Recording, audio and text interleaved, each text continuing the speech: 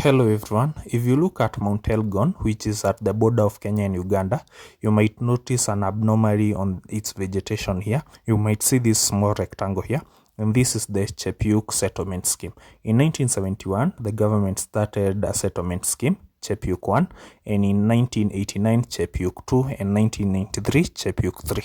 And during this time, they were allocating land to members of the Sabaot community, and Sabaot community had other sub-tribes within it, and these are the Dorobo and the Soy communities, which are sub-tribes of the Sabaot community.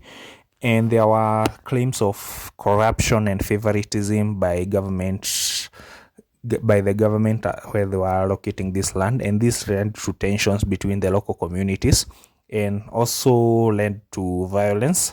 And in 2005, a militia by the name SLDF was established by one Wycliffe Matakwe, and after he established this militia, it was so ruthless. It executed people who worked with the government. It also targeted government officials and locals who they accused of grabbing land. And so it got out of hand that the police officers were overwhelmed. You know, these guys were well armed and they were also conversant with this forest. And the work started like between 2005 and 2008. And as you know, in 2006, 2007, there was violence in Kenya.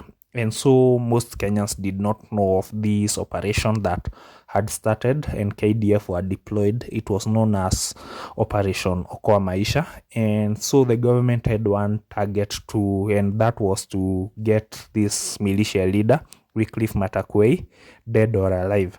And so when they finally got hold of this guy, and so they had just to do what was necessary, and that was to unalive him.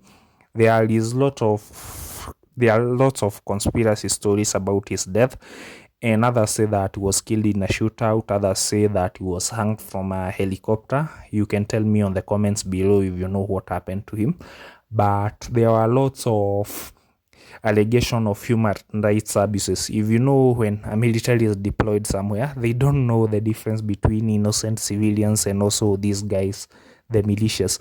But one thing about SLDF, it was one militia that the Kenyan government had never fought before, but we are glad that they got rid of it. Thank you.